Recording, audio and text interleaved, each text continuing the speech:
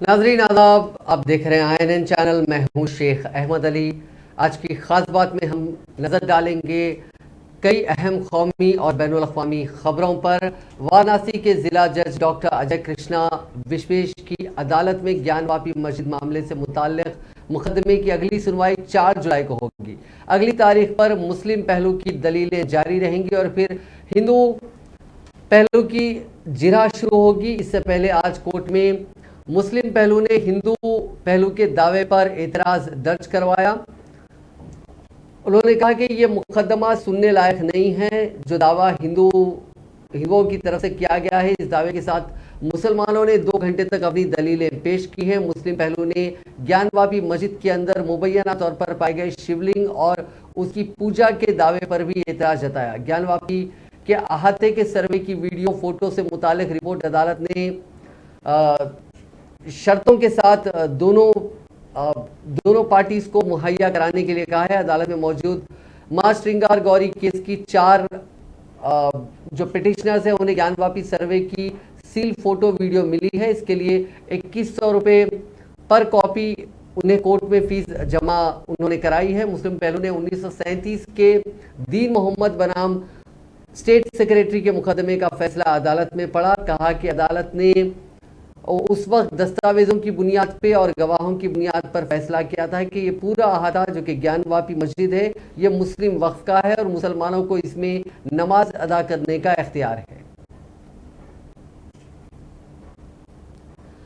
काशी क्रोध मंदिर के महंत गणेश शंकर उपाध्याय, जिन्होंने ज्ञानवापी मस्जिद के अहाते में पाए जाने वाले फव्वारे को फव्वारा करार दिया था, मुस्तफी हो गए। इस फव्वारे पर हिंदू फरीक ने मुबैना शिवलिंग का दावा किया था। उन्होंने मीडिया के साथ बातचीत करते हुए उनके साथ नारावा सलूक का इल्जाम लगाया। इस्तीफा के बाद महंत ने अपनी जिम्मेदारी अपने छोटे भाई डॉक्टर दिनेश अंबा शंकर उपाध्याय को सौंप दी है। आपको बताते चले कि वाराणसी में ज्ञानवापी मस्जिद कॉम्प्लेक्स में किए गए सर्वे के बाद हिंदू फरीक का दावा है कि मस्जिद के अहाते में शिवलिंग मौजूद है, जबकि मुस्लिम फरीक ने इस दावे को मुस्तरद कर दिया और वाज़ेह किया कि वो शिवलिंग नहीं बल्कि फव्वारा है। यहाँ ये जिक्र बेजाना होगा कि श्री काशी क्रोध मंदिर काशी विश्वनाथ मंदिर के करीबी वाक़ है। पंडित गणेश शंकर उपाध्याय इस मंदिर के महंत थे। हाल ही में खानगी चैनल को इंटरव्यू देते हुए उन्होंने ये बात कही थी, जिसके बाद उन्हें हिंदू फरीक की जानिब से भी काफ़ी तनकीदों का सामना करना पड़ा था और उसके बाद महंत गणेश शंकर ने इस्तीफा दे दिया है। यूपीएससी सिविल सर्विसेज इम्तिहान 2022 का हतमी नतीजा आज जारी कर दिया गया है। यूनियन पब्लिक सर्विस कमीशन के जरिए जारी करदा रिजल्ट के मुताबिक श्रुति शर्मा ने पूरे हिंदुस्तान में पहला मुकाम हासिल किया। काबिल जिक्र बात यह है कि दूसरे और तीसरे मकामात पर भी लड़कियों ने कब्जा जमाया है, यानी लड़कियों ने इस बार लड़कों पर असरदार अंदाज में बाजी मारी है। उम्मीदवार अपने रिजल्ट कमीशन की वेबसाइट upsc.gov.in पर देख सकते हैं। मौसूला इत्तलात के मुताबिक ऑल इंडिया पहला मुकाम हासिल करने वाली श्रुति शर्मा सेंट स्टीफेंस कॉलेज और जवाहरलाल नेहरू यूनिवर्सिटी की साबिका तालिबा है। जामिया मिलिया इस्लामिया रिहायशी कोचिंग एकेडमी से उन्होंने यूपीएससी सिविल सर्विसेज इम्तिहान की तैयारी की थी। सिविल सर्विसेज 2021 के लिए यूपीएससी यानी यूनियन पब्लिक सर्विस कमीशन का रिजल्ट जारी कर दिया गया है। यूपीएससी के इस इम्तिहान में श्रुति शर्मा ने अव्वल मुकाम हासिल किया।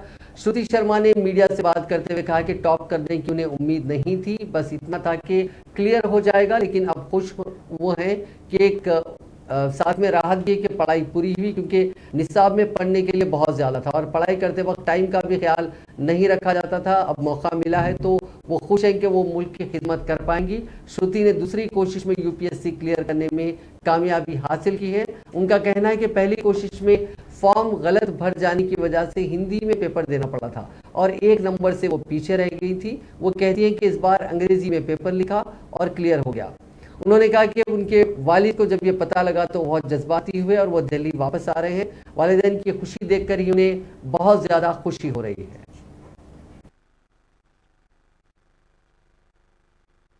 Congratulations Shruti, UPSC. Thank you. 2 minute पहले UPSC के रिजल्ट आया है and you are all India topper, all India rank 1. So are you aware of it? तो आपको पता भी है या नहीं पता है? Yeah, I just got to know. I still can't get my head around it, but it's a great feeling. Okay, so did you expect कि आपका rank 1 आ जाएगा श्रुति? नहीं, बिल्कुल expected नहीं था. I was very anxious about my result, but it's it's a pleasant surprise. Okay, very nice. So Shruti, सबसे पहले मैं आपका फर्स्ट रिएक्शन जानना चाहूंगा। आपके फैमिली में आप सबसे सबने आपको बधाई दी होगी। आप किसके साथ हैं अभी? Abhi, I'm with my parents only and my family, and in fact, continuously abhi calls are also coming. Call आते हैं, ठीक है। तो श्रुति, मैं आपका ज्यादा टाइम नहीं लूंगा, बस I want to congratulate you. मैं पूछना चाहूंगा कि यंग एस्पिरेंट्स के लिए आप क्या मैसेज देना चाहेंगे, और जो आपने मेथोडोलॉजी फॉलो की है, बस उसका एक रिएक्शन मैं आपसे जानना चाहूंगा। I just like to say कि the journey required a lot of hard work. It required a lot of patience, and I think that only. And you should obviously also do what you like to do, and that will give you the required motivation to continue in this journey. So that was rewarding. Union public service commission ने civil services 2021 के नतीजे जारी कर दिए, जिनमें 685 उम्मीदवारों को qualify करार देते हुए उनका इंतखाब हुआ। उनमें 25 मुस्लिम लड़के और लड़कियां हैं। पहले 100 रैंक हासिल करने वालों में एक भी मुस्लिम शामिल नहीं है। अरबिया नोमान ने 109वां रैंक हासिल किया, जबकि मोहम्मद सबूर खान को 125वां रैंक, सैयद मुस्तफ़ा हाशमी को 162वां रैंक, मोहम्मद साकिब आलम को 279वां रैंक, मोहम्मद अब्दुल रऊफ शेख को 309 रैंक, नाजिश उमर अंसारी को 344, फैसल खान को 365, मोहम्मद कमरुद्दीन को 414, मोहम्मद शब्बीर को 419, फैसल रजा को 414, मासूम रजा खान को 447, आसिफ को 464, तहसीन बानो को 483, शेख मोहम्मद जैब जाकिर को 496, मोहम्मद सिद्दीक शरीफ को 516, मोहम्मद शौकत अजीम को 545 रैंक हासिल हुआ। इसी तरह मुख्तलिफ उम्मीदवारों को रैंक हासिल हुए। सिर्फ 25 मुस्लिम उम्मीदवारों ने कामयाबी दर्ज की है। अफसोसनाक ये है कि कोई भी मुस्लिम उम्मीदवार टॉप 100 में शामिल नहीं है। सिविल सर्विसेज 2021 के इम्तिहान में मुस्लिम उम्मीदवारों की कारकर्दगी का अगर पिछले 10 सालों में उनके नताइज से मुआवजा किया जाए तो इस साल के नतीजे सबसे खराब हैं। गुज़िश्ता 10 सालों में मुस्लिम उम्मीदवारों की सबसे बेहतरीन कारकर्दगी 2016 में देखने को मिली थी, जब 52 उम्मीदवार कामयाब हुए थे। 2017 में 50 उम्मीदवार कामयाब हुए, और फिर 2018 में 27, 2019 में 42 और 2020 में कारकर्दगी बेहतर रही, 31 उम्मीदवार कामयाब रहे। लेकिन 2021 में मुस्लिम उम्मीदवारों के रिजल्ट इंतहाई अफसोसनाक करार दिए जा सकते हैं। इतवार के रोज क्रैश हुए नेपाल की तारा एयरलाइंस का मलबा पीर के रोज मिल गया है। एक रिपोर्ट के मुताबिक प्लेन में 19 पैसेंजर और 3 क्रू मेंबर्स थे। अभी तक 21 लाशें बरामद की जा चुकी हैं, 1 लाश की तलाश जारी है। इस हादसे में 4 हिंदुस्तानी भी शामिल थे। नेपाल आर्मी की सर्च एंड रेस्क्यू टीम को मुस्तांग के सैनोस्वेर इलाके की पहाड़ी पर मलबा मिला है। एयरक्राफ्ट 43 साल पुराना था। तारा एयरक्राफ्ट क्रैश की जांच के लिए नेपाल हुकूमत ने 5 रुकनी कमीशन बनाया है। कमीशन इस हादसे की वजूहात की जांच करेगी, साथ ही ऐसे वाकयात से बचने के लिए तजावीज़ भी देगी। नेपाल की English news website my Republica ने क्रैश साइट पर सबसे पहले पहुंचने वाले मकामी शहरी इंदा सिंह दाना से बातचीत की। दाना ने कहा कि प्लेन का मलबा 100 मीटर इलाके में ही बिखरा था, लेकिन वहां पहुंचना बेहद मुश्किल रहा। एयरक्राफ्ट के मलबे को देखकर ये साफ समझ में आता है कि उसमें आग नहीं लगी थी, क्योंकि जलने के निशान कहीं नहीं है। वो साफ तौर पर किसी पहाड़ी से टकराया था। इलाके में बर्फबारी और घना कोहरा है, वहां से लाशें निकालना भी फिलहाल बेहद मुश्किल है। चूंकि एयरक्राफ्ट क्रैश होने के दौरान आग नहीं लगी थी, लिहाजा हादसे का शिकार हुए सभी लोगों के चेहरे पहचाने जा सकते हैं। प्लेन में महाराष्ट्र के ठाणे के एक खानदान के 4 लोग भी शामिल हैं।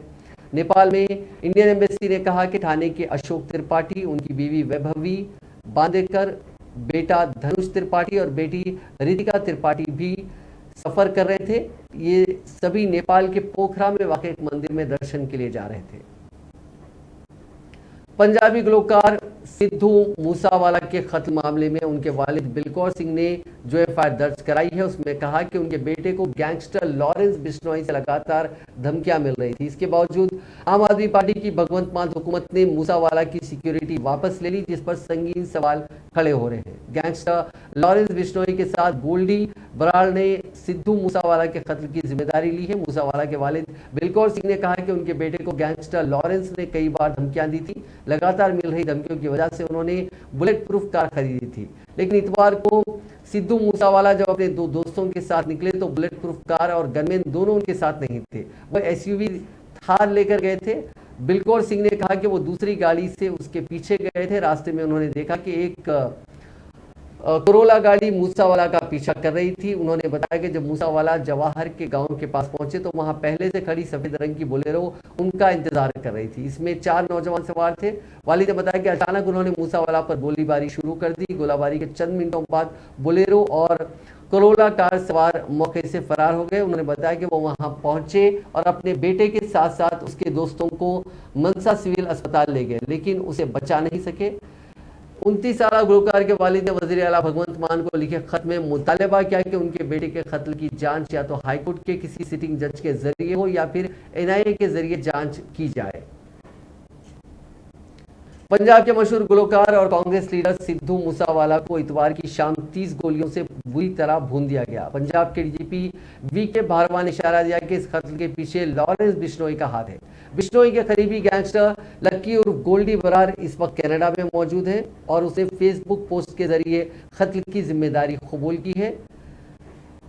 गैंगस्टर ने ये कहा जा रहा है कि ये साजिश पूरी तिहाड़ जेल से रची है। वाज़ेह के गैंगस्टर लॉरेंस बिश्नोई और उसका गैंग पंजाब के अलावा हरियाणा, राजस्थान और दिल्ली व एनसीआर के लिए दर्द सर बन गया है। लॉरेंस इस वक्त मकोका के तहत दिल्ली की तिहाड़ जेल में बंद है। उसकी उम्र सिर्फ 30 साल है, लेकिन उसके खिलाफ 50 से ज्यादा फौजदारी के मुकदमा दर्ज है।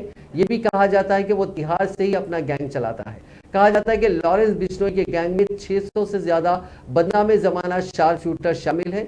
ये शार्प शूटर्स पूरे मुल्क में फैले हुए हैं और डरा धमकाकर तावान वसूल करते हैं। खबरों के मुताबिक उसके शार्प शूटर्स ऐश की जिंदगी गुजारते हैं। जरा के मुताबिक बॉलीवुड स्टार सलमान खान भी लॉरेंस बिश्नोई के निशाने पर है।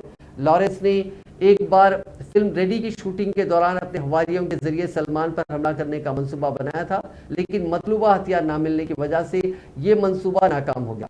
बिश्नोई ने अपने खास नरेश शेट्टी को सलमान खान पर हमले की जिम्मेदारी सौंपी थी। नरेश शेट्टी को गैंगस्टर काला जठेरी का गिरोह का गुरु कहा जाता है। लॉरेंस बिश्नोई को इस मकाम तक लाने में जग्गू, नरेश शेट्टी, संपत नेहरा और इंतकाल कर गया गैंगस्टर सुखा का हाथ बताया जाता है।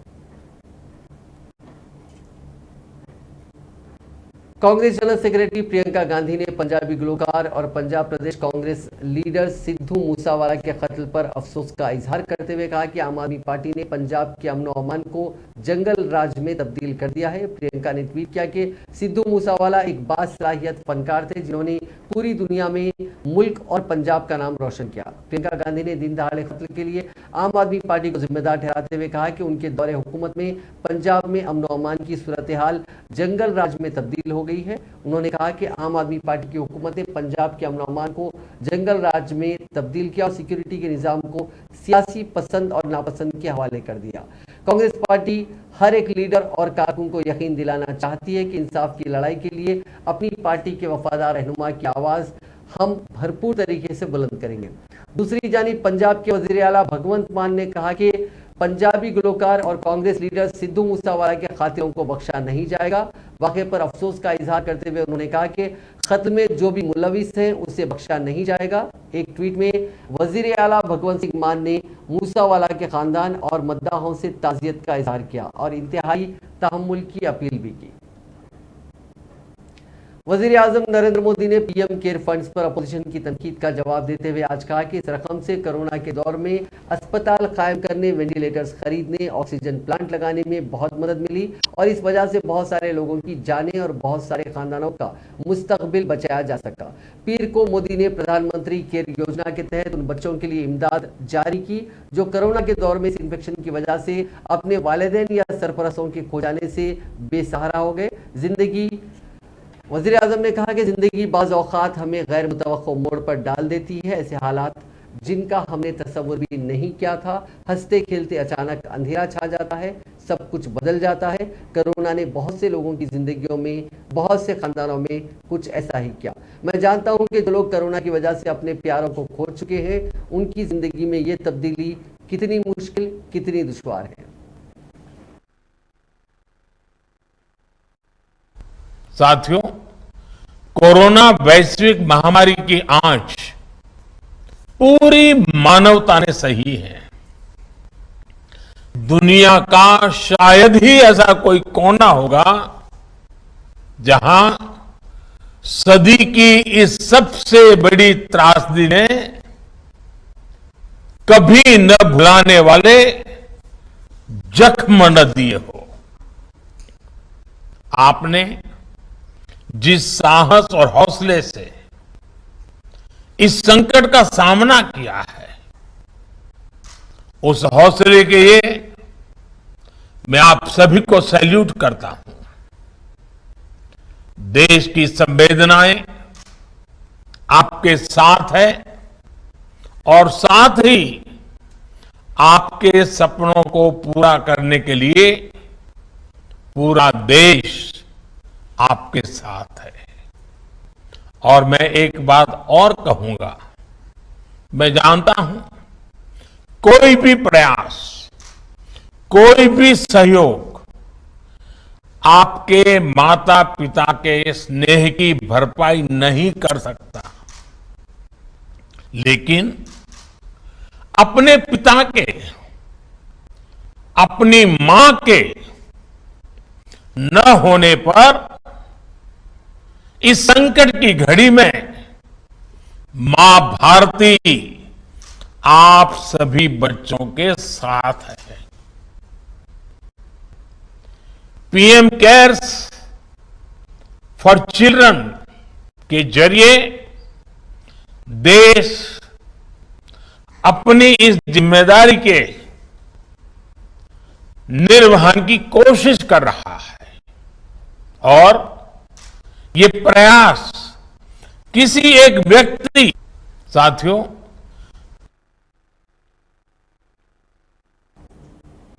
भारतीय जनता पार्टी के साबिक सदर और वजीर दाखिला अमित शाह ने वजीर आजम नरेंद्र मोदी को मरकज में बीजेपी हुकूमत के 8 साल मुकम्मिल होने पर मुबारकबाद देते हुए आज कहा कि मोदी ने इख्तिदार को खिदमत का जरिया बनाकर किसानों, गरीबों और महरूमों को हुकूक दिलाकर जमहूरियत में उनका एतमाद पैदा करने में कामयाब रहे हैं। अमित शाह ने एक और ट्वीट करके कहा कि वजीर आजम मोदी ने इख्तिदार को खिदमत का जरिया बनाकर गरीबों, किसानों, खवातीन और महरूमों को उनके हुकूक दिए, जिससे जमहूरियत में उनका एतमाद पैदा हुआ और वो मुल्क की तरक्की के सफर में शिराकतदार बन गए। उनको तारीखी कामयाबियों से भरे उन 8 साल की मुबारकबाद। उन्होंने कहा कि गुज़िश्ता 8 बरसों में मोदी ने मुल्क के हर शहरी के ख्वाबों और उमंगों में नया एतमाद पैदा किया। मोदी ने अपने काबिल क़यादत और मजबूत इरादे से न सिर्फ मुल्क को महफूज बनाया, बल्कि ऐसे कई फैसले भी लिए जिनसे हर मुल्क के बाशिंदे का सर फख्र से बुलंद हो गया। उन्होंने कहा कि मोदी की शक्ल में आज हिंदुस्तान के पास एक ऐसी क़यादत मौजूद है जिस पर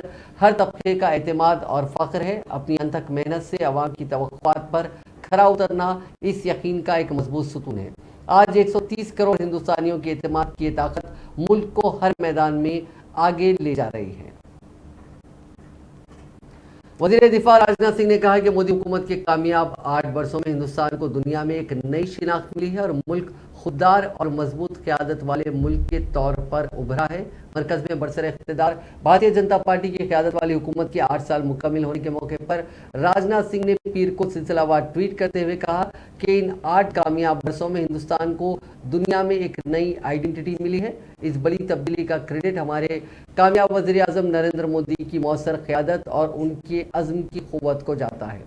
राजनाथ सिंह ने कहा कि नरेंद्र मोदी की क़यादत में मरकजी हुकूमत के 8 साल मुकम्मिल हो गए हैं जो हुसूलियाबियों और कामयाबियों से भरे हुए हैं। अवामी एतमाद को बुनियाद बनाकर उन 8 सालों में तरक्की, गुड गवर्नेंस और अवामी बहबूद के नए रिकॉर्ड कायम किए गए हैं। जिंदगी के हर शोबे में तब्दीली लाने के लिए गुज़िश्ता 8 वर्षों में की गई कोशिशों से आज बेहतर नताइज बरामद हो रहे हैं। आज हिंदुस्तान में निज़ाम बदला है, गुड गवर्नेंस कायम हो चुकी है, गरीबों की फलाह बहबूद के लिए दयानतदारी और सदाकत के साथ काम किया गया है, जिसका फ़ायदा माशरे के हर तबके को पहुँच रहा है। वज़ीर ख़ारजा डॉक्टर एस जयशंकर ने वज़ीर आज़म नरेंद्र मोदी की हुकूमत के 8 साल मुकम्मिल होने पर आज कहा कि हिंदुस्तान की ख़ारजा पॉलिसी अब अवाम पर मरकूज़ हो गई है, जो मुल्क की सलामती, ताउन, सकाफत और खुशहाली को यकीनी बनाने के साथ आलमी सतह पर हिंदुस्तान को ऊंचा मकाम दिलाने के लिए कोशा हैं। आज मोदी हुकूमत की 8वीं सालगिरह के मौके पर वज़ीर ख़ारजा ने मुल्क की ख़ारजा पॉलिसी के अहम नुकात पर रोशनी डाली कि मोदी की ख़ारजा पॉलिसी के 8 वर्षों में अवाम मरकज़ में रहे हैं। यह ऐसी सिफारतकारी है जो हमारी तरक्की, सलामती और तहजीब के लिए वक्फ है। वज़ीर ख़ारजा ने कहा कि पासपोर्ट बनाने के अमल में बुनियादी तब्दीली तेज बदनवानी से पाक और लोगों की रिहाइश के करीब डिलीवरी यकीनी बनाई गई। कोविड के दौर में वंदे भारत मिशन, यूक्रेन में ऑपरेशन गंगा वगैरह बैरून ममालिक में हिंदुस्तानियों की हिफाजत के अज़्म का सबूत है। राजस्थान के वज़ीर आला अशोक गहलोत ने रियासत से राज्यसभा इंतखाबात के लिए कांग्रेस उम्मीदवार बनाए जाने पर पार्टी के कायदीन मुकुल वासनिक, प्रमोद और रणदीप सिंह सुरजेवाला को मुबारकबाद और नेक ख्वाहिशात पेश करते हुए यकीन का इजहार किया कि ये तीनों सीनियर कायदीन मरकज की नेशनल डेमोक्रेटिक अलायंस यानी एनडीए हुकूमत के खिलाफ कौमी सतह पर रियासत के हक की आवाज़ बुलंद करेंगे। आइंदा 10 जून को राजस्थान से राज्यसभा की 4 सीटों पर होने वाले इंतखाबात के लिए इन तीनों कायदीन को पार्टी का उम्मीदवार बनाए जाने के बाद गहलोत ने आज ये बात कही। उन्होंने कहा कि कांग्रेस ने इन 3 सीनियर लीडरों को राजस्थान से राज्यसभा इंतखाबात के लिए अपना उम्मीदवार मुंतखब किया। उन्होंने कहा कि मुझे यकीन है कि इख्तियार में बैठी एनडीए हुकूमत के खिलाफ तीनों सीनियर लीडर कौमी सतह पर राजस्थान के हक की आवाज़ बुलंद करेंगे। फिल्म अदाकारा से सियासतदान बनने वाली कांग्रेस पार्टी की सीनियर लीडर नगमा ने कांग्रेस पार्टी की तरफ से जारी करदा राज्यसभा उम्मीदवारों की फहरिस्त पर शदीद नाराजगी का इजहार किया।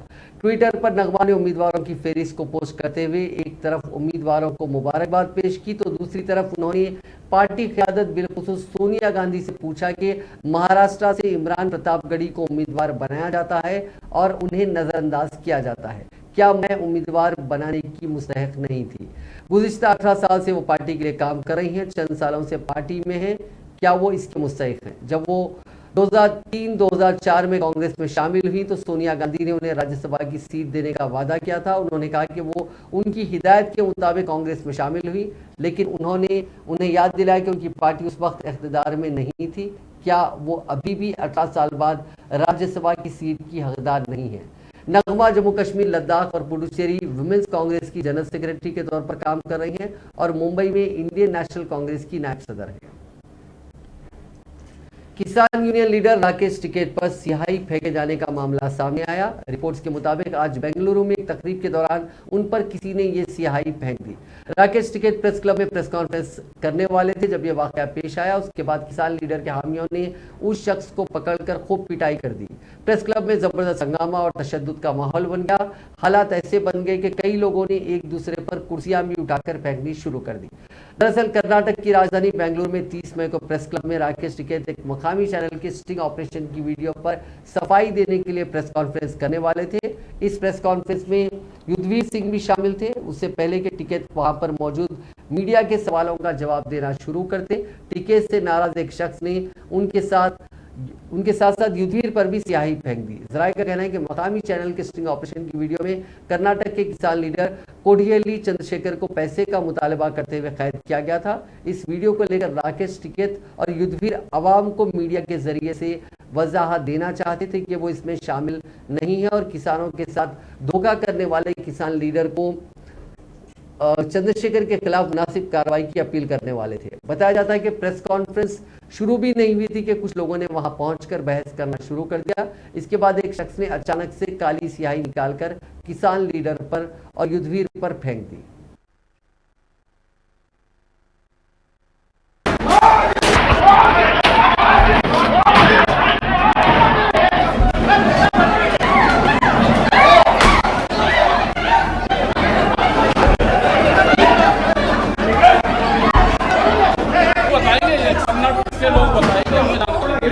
आप क्यों आए थे, क्या हुआ था?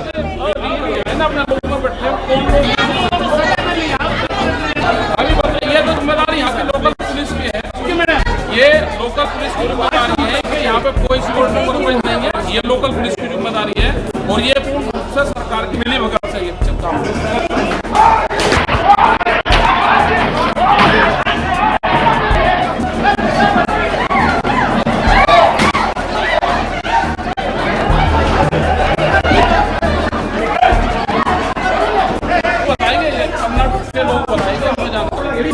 आप क्यों आए थे, क्या हुआ था?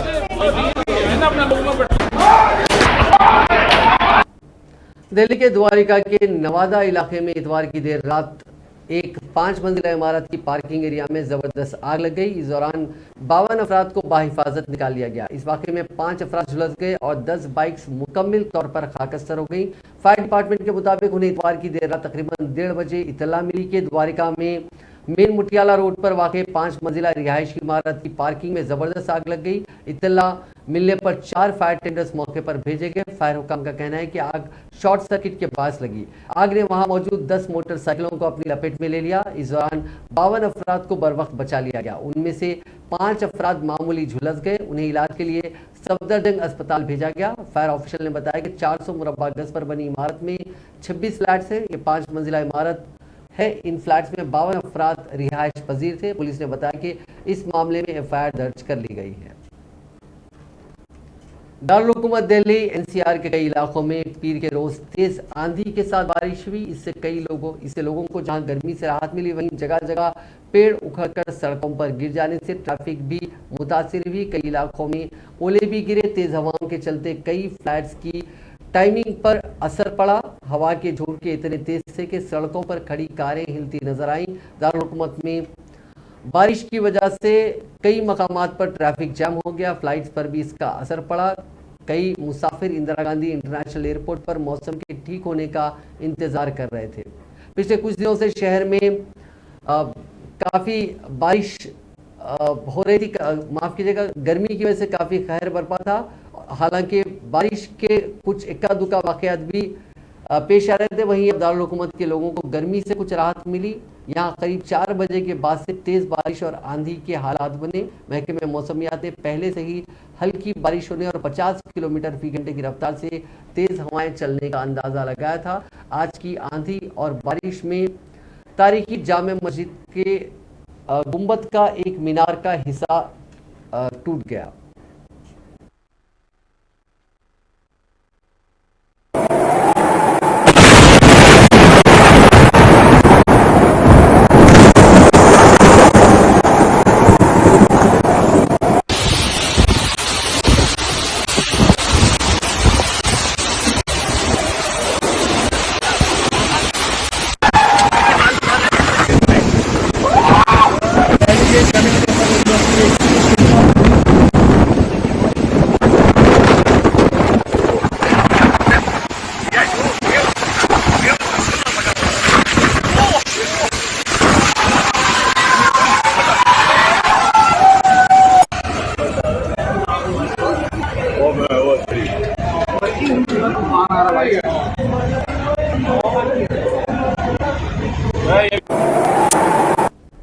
ईरान के इबादान शहर में एक 10 मंजिला कमर्शियल इमारत गिरने से 29 लोगों की मौत हो गई, जबकि 38 दीगर लापता हैं। लापता लोगों के इमारत के मलबे में दबे होने का अंदेशा है। एक सरकर्दा अफसर ने बताया कि लापता लोगों की तलाश में जोरों शोर से बचाव मुहिम चलाई जा रही है। न्यूज एजेंसी सिन्वा की रिपोर्ट के मुताबिक मुनज़्ज़म होने वाली जगह का दौरा करते हुए खज़स्तान इलाके के गवर्नर सादिक खलीलन ने सहाफ़ियों से महलूकीन की तादाद की तस्दीक की और कहा कि मुतासिरीन की शिनाख्त की जानी बाकी है। उन्होंने कहा कि लापता लोगों को तलाश करने के लिए तलाशी और बचावकारी मुहिम जारी है। उन्होंने यकीन दिलाया कि मुहिम तब तक जारी रहेगी जब तक कि हर शख्स के बारे में पता नहीं चल जाता। अफसरान ने अंदेशा जाहिर किया कि इमारत के बाकी हिस्से और आसपास के ढांचे भी मुनहदिम हो सकते हैं। ईरान ने मुतासरीन के एजाज़ में एक दिन के कौमी गम का ऐलान किया है। ईरानी अदलिया के मीज़ान न्यूज़ एजेंसी ने बताया कि इस वाक़े के लिए 10 लोगों को गिरफ्तार किया गया है, जिसमें इमारत के मालिक और ठेकेदार की मौत हो गई है। ज़ेर तामीर इमारत, जिसे मेट्रोपोल के नाम से जाना जाता है, इबादान शहर में एक भीड़भाड़ वाली सड़क पर थी।